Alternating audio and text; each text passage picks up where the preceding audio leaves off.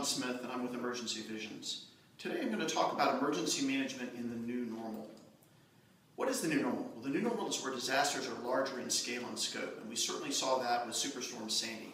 That created 1 million people without power, crossed over states all the way from the mid-Atlantic up to New England, and it was one of the larger size scale storms that we've seen. The interesting thing about it is it actually wasn't a hurricane at landfall, it was only a Category 1.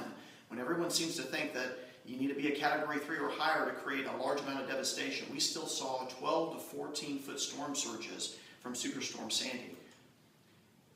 We also saw, not too long ago, tornadoes that went through the southern states, not just the ones we've seen in Moore, Oklahoma recently, but the ones that we had in Alabama and Georgia.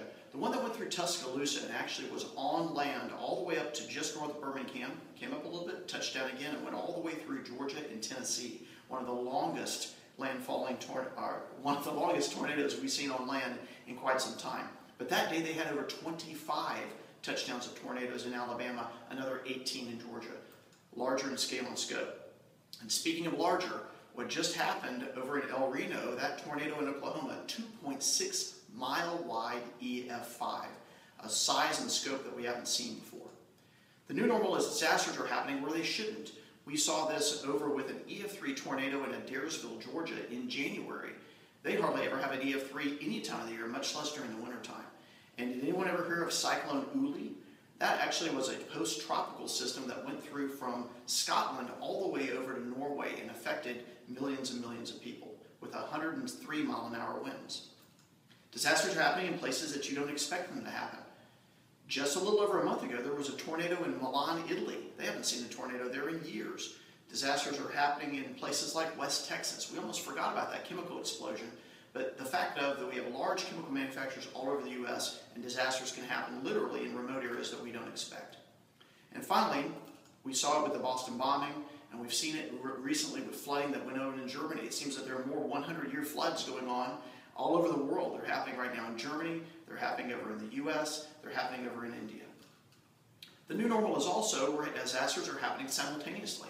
We saw that through the Japanese earthquake, followed by a tsunami, followed by a radiological event. And sometimes the subsequent disasters can be even more damaging than the initial disasters.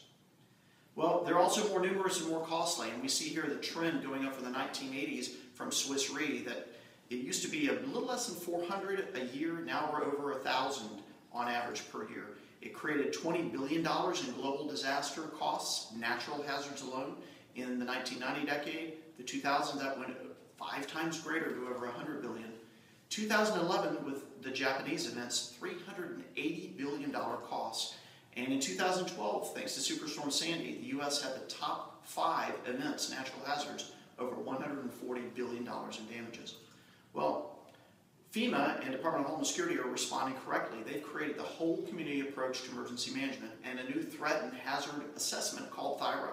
It measures local capacities and where you can go beyond your local community to create and find, identify, acquire, and mobilize the resources you need to respond to an emergency. That might be from a private contractor. It might be from a mutual aid partner like a county. It might be from a nonprofit. The state emergency management agencies and urban area organizations have to report through the THIRA in order to receive 2013 fiscal funding and beyond.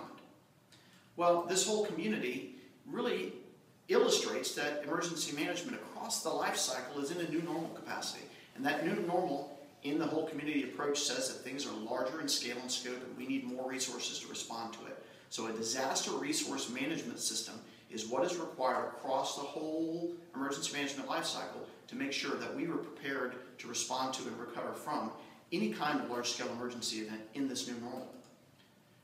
FEMA agrees. They've created the disaster resource management new approach, and it's not just about typing resources, it's about ordering them, inventorying them, organizing them, mobilizing them, and recovering them across the life cycle. Well, you might think that technologies exist out there to do it, but really not. Incident management systems were really a first generation. They did a great job of getting people on the same page and collaborating and messaging, but that's not true disaster resource management. In addition, traditional incident management systems aren't used daily, they're used episodically. So people have a hard time remembering how to log in, much less how to use the system. A disaster resource management solution where you move people and things occurs every day. We have structural fires in our communities every day. We have flooding in our communities on a frequent basis. So a true DRM solution would solve that problem through daily use. Well, a true disaster resource management solution is quite robust and comprehensive across the life cycle of emergency management. But the idea is how you measure your risks, how you identify what resources you have and where you can get more of them, how you move them, procure them, transport them, and get them where they need to be, and how you manage them when you get there, incorporates the kinds of items you see here in this graphic. Our solution, Response Vision, is perfectly suited for disaster resource management, and we're focused on moving the right kinds of resources where they need to be to save lives and property.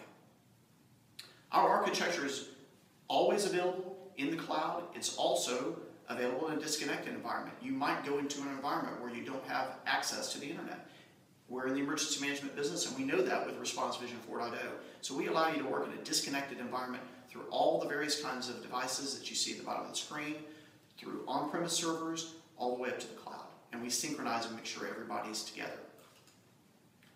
Mobile technologies are really important in the new normal. They're an easy way to collect data.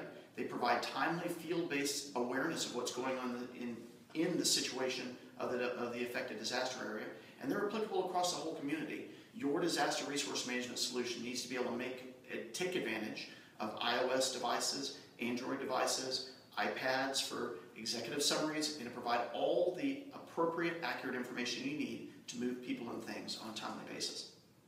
So what's the next new normal event? Is it going to be like the major sandstorm that we saw, the Haboob in Australia? Would it be something large as a volcano, maybe in the northwest in Seattle? Is it locusts? You know, we may laugh at that, but right now that's a travesty going on in Madagascar. They've already eaten more than half the food supply in that nation.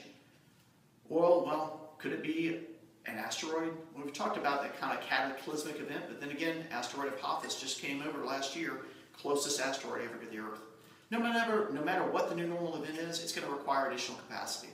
And FEMA's whole community concept allows you to identify the nonprofits, the mutual aid partners, and the private sector contractors that can come in and provide the needed resources for a local community to respond appropriately to a catastrophic event. It requires a new approach. It can't be done through incident management systems. It requires a true disaster resource management system. And it needs one that can be in a disconnected approach with the cloud and utilizing the latest in mobile technologies to facilitate response efforts. We'd love to tell you about Response Vision version 4.0. Feel free to contact us at info@emergencyvisions.com. Thank you.